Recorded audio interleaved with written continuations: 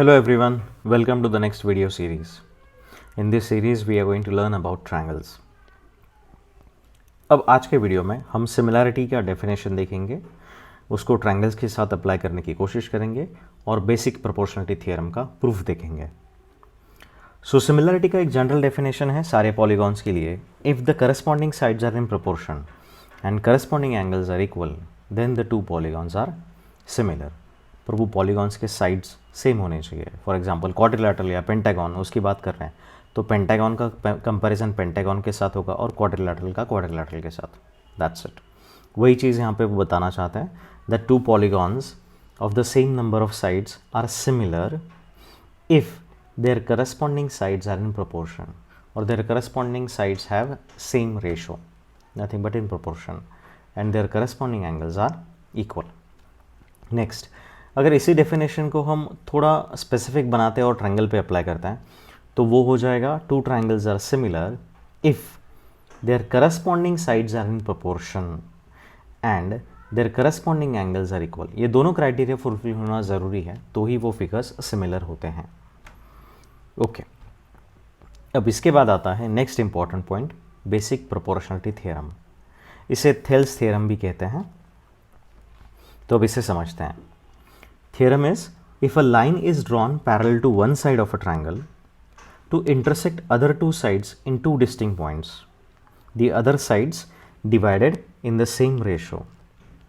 The other sides divided in the same ratio. अब इसी statement को फिगर फॉर्म में हमें लिखना है क्योंकि अगर एग्जाम में सिर्फ ये स्टेटमेंट आ गया तो आपको फिगर फॉर्म में उसे बनाना पड़ेगा. तो कैसे बनाते हैं यहाँ पे समझते हैं. If a line is drawn parallel to one side of a triangle, तो इसमें ट्रायंगल है तो हमने ABC ट्रायंगल ड्रॉ किया है यहाँ पे. वो ड्रॉ करने के बाद there is one line which is parallel to one side of a triangle. तो यहाँ पे हमने DE ड्रॉ की है जो BC को पैरेलल है, जो इस BC को पैरेलल है वो हमने ड्रॉ की है. ओके, सो हमें यहाँ पे जो रिक्वायरमेंट थी वो मिल गई. अब ये जो गिवन एंड टू प्रूव लिखना है हमें वो भी इसी स्टेटमेंट से बनाना है. If a line is drawn parallel to one side of a triangle to intersect the other two sides in two distinct points, ये if है. उसके बाद then वर्ड यूज़ करना है. then एक्चुअली होता है पर यहाँ पे then की जगह पे उन्होंने कॉमा यूज़ किया है तो हम ये कॉमा से दो स्टेटमेंट्स को अलग करेंगे. तो if के बाद जो स्टेटमेंट आता है वो हमारे लिए गिवन हो गया और कॉमा के बाद मतलब then के बाद जो स्टेटमेंट आता है वो हमारे लिए टू प्रूव हो गया. तो if कहता है DE पैरेलल BC एंड ये DE जो है AB एंड AC साइड को अलग दो पॉइंट में मतलब D एंड E ये दो सेपरेट पॉइंट्स में इंटरसेक्ट कर रहा है. डन. तो उसे एकदम सिंपल फॉर्म में लिख दिया DE parallel BC, that's it. और उसके बाद में टू प्रूफ स्टेटमेंट कि जो दोनों साइड्स है जिनको ये पैरेलल साइड इंटरसेक्ट कर रहा है वो दोनों साइड्स सेम रेशो में डिवाइड हो रहे हैं, मतलब उनका प्रोपोर्शन सेम है. So AD by DB is equal to AE by EC. ये यहाँ पे हमें प्रूव करना है. अब यहाँ पे देख सकते हैं आप कि मैंने हाफ हाफ लिखा है मार्क्स. मैं इसे थोड़ा सा हाईलाइट करता हूँ. ये हाफ ये इसलिए लिखा है कि जब 4 मार्कर 5 मार्कर क्वेश्चंस होते हैं तो उसमें गिवन टू प्रूव लिखते हैं तो उसे हाफ मार्क मिलता है. फिगर्स के लिए हाफ मार्क होता है. तो फिगर अच्छे से ड्रॉ कीजिए, गिवन टू प्रूव लिखिए. This creates a good presentation and good impression over the examiner. ठीक है, अब हमारे पास गिवन क्लियरली दिया है, फिगर है, टू प्रूव है. अब हमें इसको प्रूव करना है. अब प्रूव ये रेशो लेने के लिए सबसे पहले हम सोचेंगे कि हमारे पास ऐसा कौन सा कंसेप्ट है कि जिसमें हम रेशोज़ ले सकते हैं. पर अभी तक जो भी हमने देखा सिमिलरिटी का डेफिनेशन उसके हिसाब से फ़िलहाल तो हमारे पास कुछ भी नहीं है वो करने मतलब इसको प्रूव करने के लिए. एंगल टेस्ट, साइड टेस्ट, ये जो सिमिलरिटी का टेस्ट है वो तो बाद में होने वाला है, चैप्टर के स्टार्टिंग में नहीं. तो हमें ये सोचना है कि ऐसा कौन सा कंसेप्ट है जो हम यहाँ पे यूज़ कर सकते हैं इस प्रूविंग के लिए जिसमें हम साइड्स का रेशो ले सकते हैं. करंटली ऐसा तो कोई कंसेप्ट नहीं है जो इस चैप्टर में हमने सीखा है, ना 9th में सीखा है कि जहाँ पे हम ये साइड्स का रेशो ले सकते हैं. ठीक है, तो उसके बाद बचता है एक ऐसा कंसेप्ट जिसमें हम AD, DB, उसके बाद AB ये साइड्स को हम एज अ बेस या फिर रेशो के लिए यूज़ कर सकते हैं. तो जो भी गिवन इन्फॉर्मेशन था वो हमारे पास सफिशेंट नहीं था। क्यों? क्योंकि ये देखिए यहाँ पे why we did this construction. अब ये कंस्ट्रक्शन जो किया है सबसे पहले मैं समझाता हूँ और फिर ये क्यों। अब जैसे हम डिस्कस कर रहे थे कि कौन सा कंसेप्ट यूज़ करना है, तो वो कंसेप्ट है एरिया का कंसेप्ट, जिसमें हम ट्रायंगल का एरिया फाइंड करते हैं। तो वो करने के लिए सबसे पहले क्या किया कि हमने हाइट ड्रॉ की। ई पॉइंट से हमने ए बी पे एक परपेंडिकुलर ड्रॉ किया जिसे ई एन कहेंगे। ई एन यहाँ पे फिगर में आप देख सकते हो अच्छे से, ई एन है, ये एन आपका, एक मिनट ये हाइलाइटर लेता हूँ मैं, हाँ ये एन हो गया, E N N, okay. E N perpendicular A B हो गया। उसके बाद में डी एम ड्रॉ किया which is perpendicular to A C. अब ये ड्रॉ करने का रीज़न क्या है? क्योंकि हम इससे एरिया फाइंड कर सकते हैं, और जब एरिया फाइंड करना है तो जिस साइड पे परपेंडिकुलर होता है वो बेस हो गया, तो यहाँ पे ए डी बन जाता है बेस। सेम तरीके से डी एम परपेंडिकुलर ए या फिर ए सी कह सकते हैं आप, क्योंकि वो पूरा लाइन सेम ही है, लाइन सेगमेंट। जब D M perpendicular A E हो गया तो हमारे लिए ए ई बेस बन गया।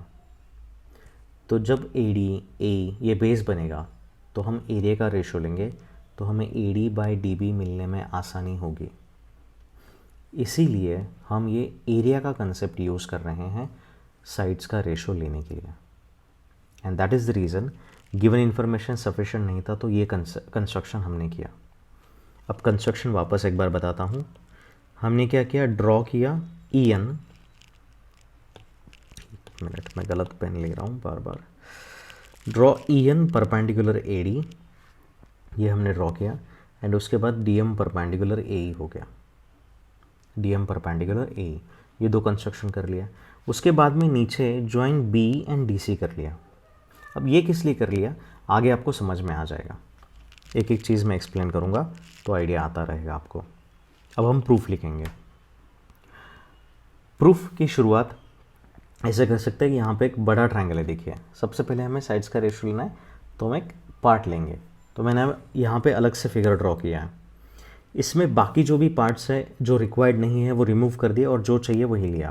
अब यहाँ पे ए बी ई एक बड़ा ट्रायंगल है, ए बी ई ये बड़ा ट्रायंगल हो गया, यहाँ पे ए है, यहाँ पे ई है, यहाँ पे बी है। अगर ये ट्रायंगल का हाइट मुझे ड्रॉ करना है तो एक ही हाइट बन सकता है ये ट्रायंगल के लिए, पॉइंट ई से एक ही हाइट बनेगा जो परपेंडिकुलर है, वो हो गया एन। अब इसके अंदर मैं और एक ट्रायंगल बनाऊं या कुछ भी बनाऊं, कितने भी ट्रायंगल बनाऊं, उन सब के लिए हाइट एक ही होगा common, which is E N, which is E N. तो वही ये पास वाली फिगर में ए ई बी ट्रायंगल में ए डी ई ये भी ट्रायंगल है और डी बी ई ये भी ट्रायंगल है, दो ट्रायंगल्स है। ये देखिए ये डी बी ई हो गया, इसको थोड़ा सा ये करते हैं, हाईलाइट करते हैं, ये वाला आपका डी बी ई हो गया, और दूसरा ट्रायंगल हो गया ए डी ई, ये येलो कलर में हाईलाइटेड। ये दो ट्रायंगल्स हो गए और उन दोनों के लिए हाइट कॉमन ही है क्योंकि हमने ई पॉइंट से निकाला है।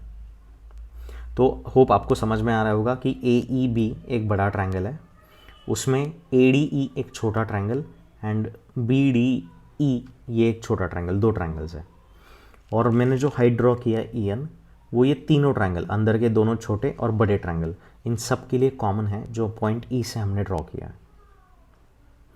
अब वो कॉमन क्यों ये भी समझाया, क्योंकि एक ट्रायंगल के एक वर्टेक्स से जो भी हाइट निकलेगा वो सबके लिए कॉमन होगा। ओके, अब इसको कैसे लिखेंगे दिखाता हूँ।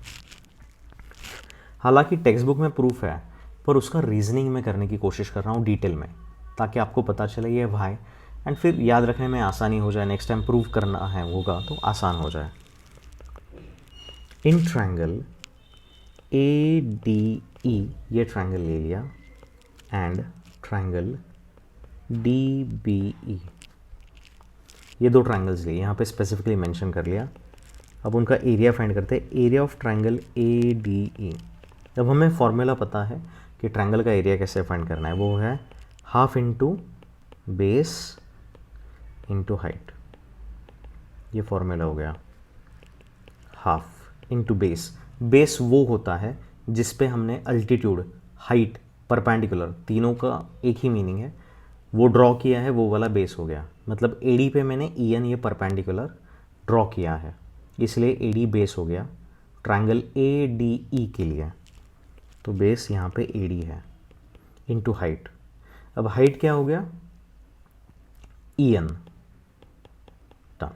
तो ये आपका इक्वेशन नंबर 1। अब दूसरा ट्रायंगल लेते हैं, ट्रायंगल DBE। अब इसका एरिया फाइंड करने की कोशिश करते हैं। हाफ इंटू बेस, अब इसमें DB बेस हो गया।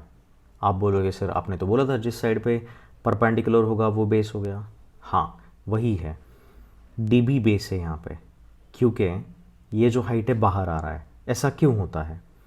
अब यहाँ पे एक छोटा ट्रायंगल ड्रॉ करता हूँ, और ये ऑटोमेटिक अलग ही शेप में कन्वर्ट हो गया। एक बार वापस यहाँ पे अच्छे से ड्रॉ करता हूँ। ये एक हो गया, यहाँ पे दूसरा, और ये रहा साइड तीसरा। अब ये ऑब्ट्यूस एंगल ट्रायंगल है, समझो इसे ABC टाइम बिंग नाम देते हैं समझने के लिए। अगर आप इसका हाइट A वर्टेक्स से ड्रॉ करने की कोशिश करोगे ना, वो तो बाहर ही आएगा ट्रायंगल के, वो बाहर के साइड आएगा। यही रीज़न है कि EN is the height for BDE। ये रीज़न है कि वो उसका हाइट बाहर दिख रहा है। That's it. अब ये हाफ हो गया, इंटू बेस आ गया BD, and into height common है तो EN आ गया। Equation number 2। अब आपको रेशो मिल गया अच्छे से, सॉरी एरिया मिल गया दोनों का अच्छे से। अब इनका रेशो लेते हैं। Area of triangle ADE upon area of triangle DBE, ये दोनों का रेशो लेते हैं। तो हाफ हो गया into base AD into height EN।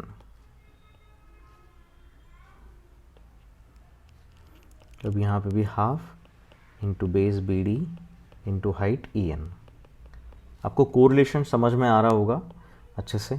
अब ये EN को कट करता हूँ मैं, क्योंकि वो कॉमन है दोनों भी, और इसमें हाफ भी कट होता है क्योंकि वो भी सेम ही है। तो हाफ को हाफ से डिवाइड करोगे कैंसिल हो गया, बचा 1। EN को डिवाइड करोगे बचा 1। तो हमने यहाँ पे लिख दिया AD/BD। डन। ये हमारे लिए हो गया इक्वेशन नंबर 3। तो इस तरीके से वो स्पेसिफिक पार्ट को हमने यहाँ पे ड्रॉ किया ताकि आपको इमेजिन करना आसान हो जाए कि मैं किन ट्रायंगल्स पे फोकस कर रहा हूँ। ठीक है, अब सिमिलरली दूसरा जो पार्ट है उस पे फोकस करते हैं और देखते हैं हमें क्या रेशो मिलता है। अब ये देखिए यहाँ पे दूसरा triangle.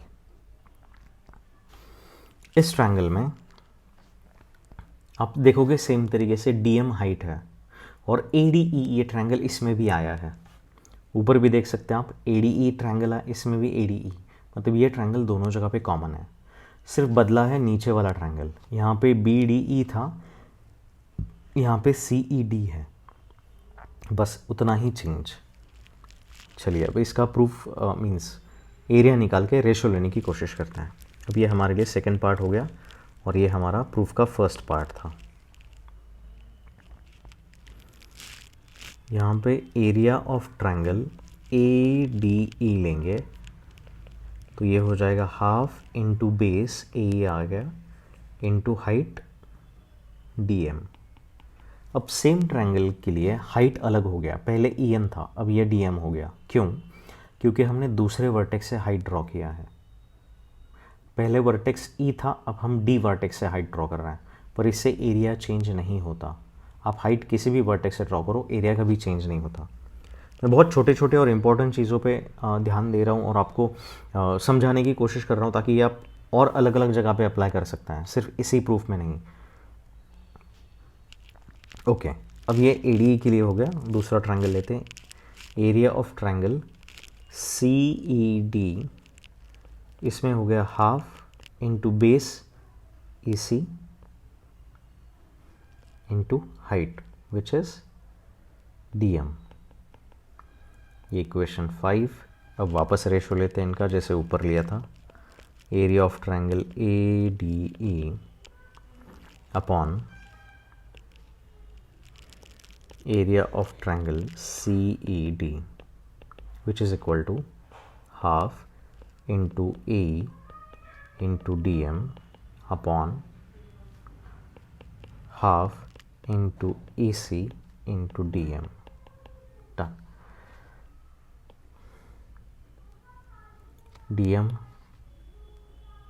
DM cancel, half cancel. अब यहाँ पे हमें रेशो मिल गया ए एंड EC. ये इक्वेशन नंबर 6. डन. अब जो टू प्रूव में ना हमें जो रेशोज चाहिए थे, देखिए AD by BD is equal to AE by EC, वो रेशोज हमें मिल गए, पर वो भी इक्वल प्रूफ करना है. और इनको इक्वल प्रूफ तब किया जाएगा जब इनके LHS जो हैं, ये इनके LHS ये इक्वल रहेंगे, तो हम बोल सकते हैं कि ये दोनों रेशोज इक्वल हैं. अब ये एरियाज इक्वल प्रूफ करना थोड़ा आसान है. कैसे? AD एंड AD कॉमन हो गया, सिर्फ एक ही चीज़ चाहिए मुझे, DBE एंड CED. अगर ये दो एरियाज को मैं इक्वल प्रूफ कर पाया तो मेरे लिए आसान हो जाएगा दोनों रेशोज को इक्वल बताना. अब वो प्रूफ यहाँ पे देखते हैं. आपको प्रूफ लिखना है तो आप वीडियो पॉज करके लिख सकते हैं और अच्छे से देख के पूरा सिस्टमेटिकली लिखें. अब यहाँ पे मैं लिखूँगा area of triangle ADE which is equal to area of triangle ADE, क्योंकि ये कॉमन है हमारे लिए. अब बचता क्या है? BDE triangle and CED triangle, ये दोनों ट्रायंगल्स. हमें पता है DE is parallel to BC.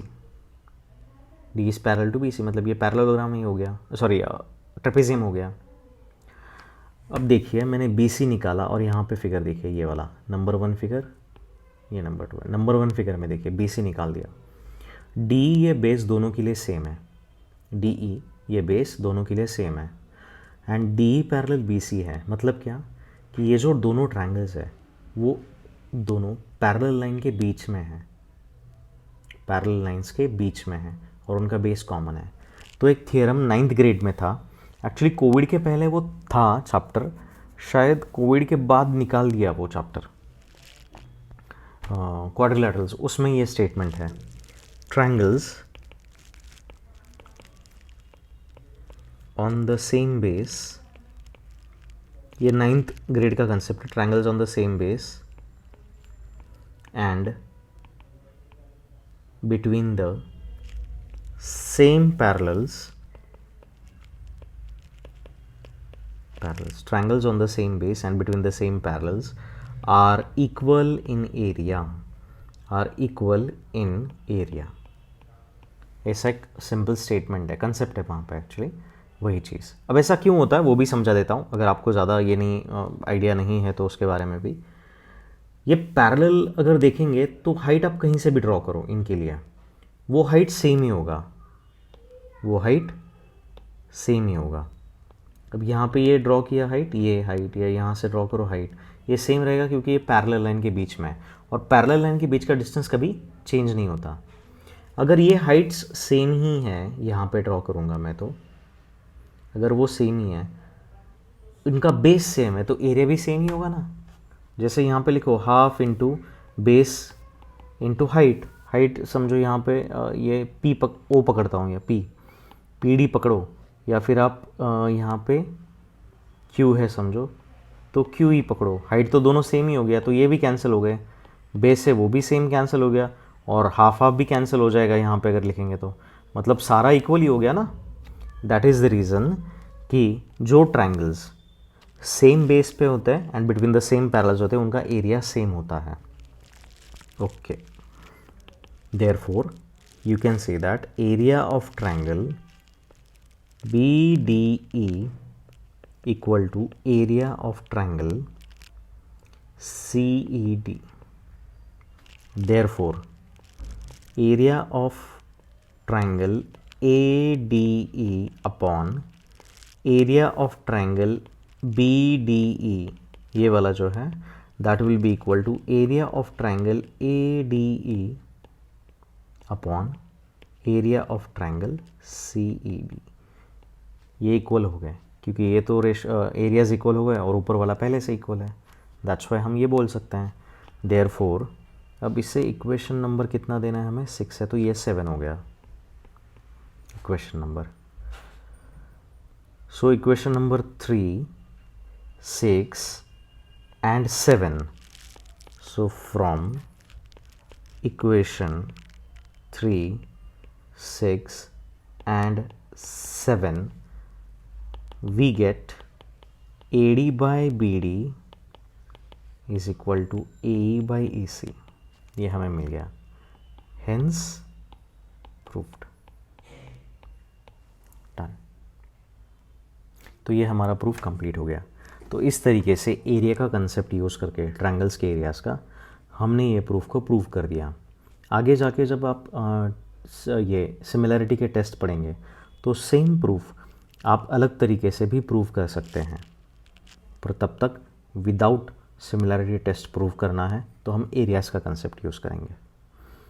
Hope आपको अच्छे से समझ में आया होगा, नहीं आया तो और एक बार वीडियो देखिए, अच्छे से समझ में आएगा। उसके हर एक स्टेप को अच्छे से लिखिए। मैंने यहाँ पे शॉर्ट में लिखा है बहुत, ताकि आपका समय भी बचे और समझने में आसानी हो। That's it, done. ये प्रूव हो गया। अब मोर रिजल्ट्स ऑन बीपीटी, एक छोटा सा कंसेप्ट है, उतना बता देता हूँ। अगर बीपीटी अच्छे से आपने प्रूव कर दिया तो उसके रिलेवेंट और रेशोज़ बनते हैं। कैसे? AD बाई BD प्लस 1 कर दिया तो आगे देखिए क्या होगा, AD प्लस BD, मैंने डिनोमिनेटर्स इक्वल किए और यहाँ पे आ गया AB अपॉन BD, ये रेशो मिला आपको। इसके साथ 1 ऐड किया, ये बीपीटी के रेशो के साथ। सेम तरीके से AE अपॉन EC, इसमें आप 1 ऐड करेंगे तो आपको AE plus EC upon EC which is nothing but AC by EC मिल जाएगा। देयरफॉर आप बोल सकते हैं AB by BD is equal to AC by EC। ये भी ट्रू होता है। अब ये ऊपर का फिगर मैं यहाँ पे लेके आता हूँ नीचे, तो आपको और समझने में अच्छे से आसानी होगी ये वाला फिगर, ताकि आप कोरिलेट कर पाएंगे।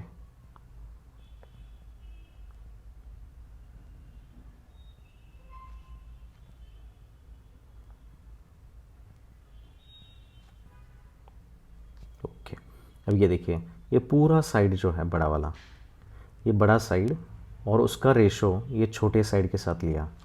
सो सेम तरीके से हमें क्या करना पड़ेगा, ये बड़े साइड का रेशो लेना पड़ेगा और नीचे ये छोटे साइड का रेशो होगा।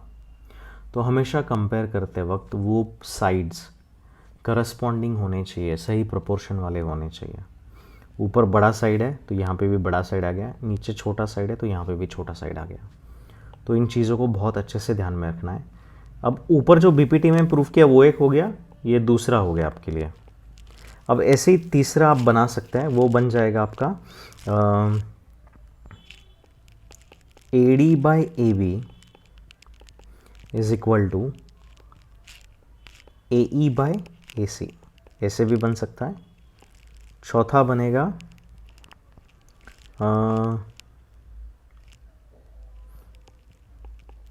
BD बाई AB लिया तो आपका EC बाई AB आ जाएगा। मतलब ये जो है दूसरा नंबर, उसका ही रेसिप्रोकल यहाँ पे लिया, AC चाहिए यहाँ पे, 1 मिनट, हाँ उसका ही रेसिप्रोकल लिया तो हो गया। तो ऐसे आप रेसिप्रोकल ले सकते हैं और रेशोज़ लिख सकते हैं। और जो बीपीटी का आया है उसका भी आप रेसिप्रोकल ले लो, आपको आइडिया आ जाएगा। BD अपॉन AD ये भी करेक्ट होता है, तो EC अपॉन AE आ गया, ये 5वां है। 6th आपके लिए छोड़ रहा हूँ, अच्छे से समझिए, और 6th वाला कौन सा है आप लिखिए, तो आपको इसका ज़रूर फ़ायदा होगा। तो ये रेशोज़ एक्स्ट्रा वाले क्यों, मोर रिजल्ट्स ऑन बीपीटी, क्योंकि जब भी इनके वैल्यूज़ दिए होते हैं आप एग्जांपल्स में, न्यूमेरिकल्स में, जैसे इसका 2 है और इसका 2.5 है, तो AD फाइंड करना है समझो, और BD का वैल्यू दिया है तो आप वो फाइंड कर सकते हैं, या AB का पूरा फाइंड करने के लिए बोला तो वो भी फाइंड कर सकते हैं। ऐसे अलग अलग वैल्यूज़ फाइंड करने के लिए ये रेशोज़ बहुत काम में आते हैं। तो आप इनको नोट करके रखना आपके पास, and thank you so much. Video को शेयर करना, लाइक करना, सब्सक्राइब करना मत भूलिए, दिस विल मोटिवेट मी। और किस तरीके के एग्जाम्पल्स और आप एक्सपेक्ट कर रहे हैं वो मुझे प्लीज़ बताइए, ताकि मैं आपको हेल्प कर सकूँ मैथ्स को आसान बनाने के लिए। Thank you so much. Maths institute के अगले वीडियो सीरीज़ में मिलते हैं, ट्रायंगल के एग्जाम्पल्स लेंगे। Thank you so much, take care, stay safe, see you in the next video.